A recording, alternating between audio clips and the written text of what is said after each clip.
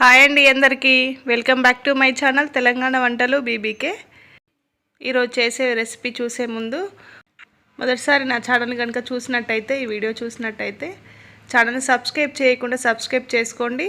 పక్కనున్న బెల్ ఐకాన్ని క్లిక్ చేయండి. వీడియో నచ్చితే లైక్ చేయండి. పాస్తా అయితే యాడ్ చేసుకుందాము. ఈజీగా 15 నిమిషాల్లో తయారు చేసుకోవచ్చు ఈ విధంగా చేసుకుంటే. ఇప్పుడు తయారీ విధానం: ఒక కప్పు పాస్తాను తీసుకోండి. అదే కప్పుతోని వాటర్ మెజర్మెంట్స్ అనేవి చేసుకోవాలి. ఇప్పుడు గ్యాస్ మీద ఒక వెడల్పాటి గిన్నె పెట్టుకోండి. అందులో 3 కప్పుల వాటర్ వేసుకోండి. 1 స్పూను సాల్ట్ వేసుకోండి. ఒక స్పూను ఆయిల్ వేసుకోండి. ఇలా ఆయిల్ వేసుకోవడం వల్ల పాస్తా ఉడికినప్పుడు విడివిడిగా వస్తాయి. ఇలా మంచిగా మరిగించుకోండి. ఇలా మరుగుతున్నప్పుడు ఈ పాస్తాను అందులో వేసుకోండి.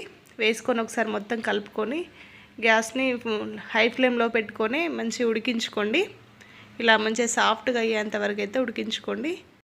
ఇప్పుడు ఇవి ఉడికిందో లేదో చూసుకోవడానికి ఒక ఫోర్క్ కానీ స్పూన్ కానీ పెట్టి ఇలా చూసుకోండి. ఇలా సాఫ్ట్గా ఉడికిందంటే గ్యాస్ ఆఫ్ చేసుకొని ఈ వాటర్లో నుంచి ఒక స్ట్రైనర్తోని తీసి ఒక బౌల్లో వేసుకోండి.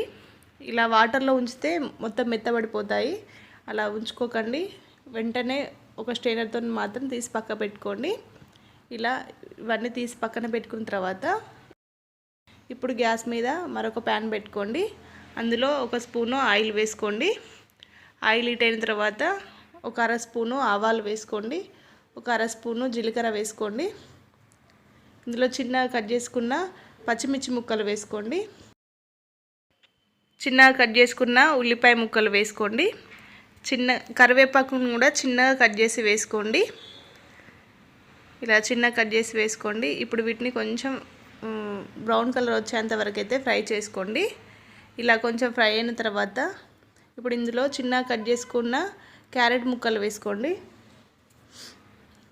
ఇందులోనే ఒక టమాటాను కూడా చిన్న కట్ చేసి వేసుకోండి. ఇది కూడా మంచిగా కొంచెం సాఫ్ట్ అయ్యేంత వరకు అయితే గ్యాస్ని లో ఫ్లేమ్లో పెట్టుకొని ఉడికించుకోండి. ఇవి కొంచెం సాఫ్ట్గా ఉడికిన తర్వాత ఇందులో ఒక 1/2 స్పూను గరం మసాలా వేసుకోండి. ఒక 1/2 స్పూను ధనియాల పౌడర్ వేసుకోండి.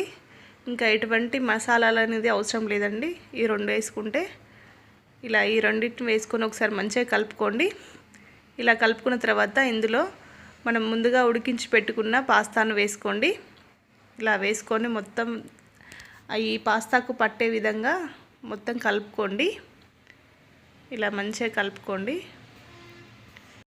ఇలా మొత్తం పట్టేంత వరకు అయితే కలుపుకున్న తర్వాత ఒక 2 నిమిషాలు మూత పెట్టుకొని ఉడికించుకోండి. ఇలా కొంచెం ఫ్రై అయిన తర్వాత ఇప్పుడు ఇందులో రుచికి సరిపడా సాల్ట్ వేసుకోండి. మనం ముందు బాయిల్ చేసుకునేటప్పుడు వేసుకున్నాం కదా, ఇది అడ్జస్ట్మెంట్ అయ్యేటట్టుగా సరిపడేటట్టు వేసుకోండి. ఇలా వేసుకోండి. ఇందులో ఎండు కారం వేయాల్సిన అవసరం లేదు. చిన్న కట్ చేసుకున్న కొత్తిమీరను వేసుకోండి. కొత్తిమీర కానీ పుదీనా కూడా వేసుకోండి. ఈ 2 వేసుకొని ఒకసారి మొత్తం కలుపుకోండి. ఇలా కలుపుకొని వేడివేడిగా తినండి, చాలా బాగుంటుంది. ఇందులో వేరే ఇంగ్రీడియంట్స్ ఏం అవసరం లేదండి. ఇలాంటి మసాలాలు కూడా అవసరం లేదు. ఇంకా ఇవి వేస్తే సరిపోతుంది. టేస్ట్ మాత్రం చాలా చాలా బాగుంటుంది. ఇంతేనండి. ఇలా చేసుకున్నారంటే పాస్తా రెడీ అయినట్టే. 15 నిమిషాల్లో తయారు చేసుకోవచ్చు. ఇది పిల్లలకి స్నాక్స్ ఇలా కూడా పంపించవచ్చు. చాలా బాగా ఇష్టంగా తింటారు చిన్నపిల్లలైతే. ఓకేనండి. ఈ వీడియో నచ్చితే లైక్ చేయండి, షేర్ చేయండి, ఛానల్ని సబ్స్క్రైబ్ చేసుకోండి.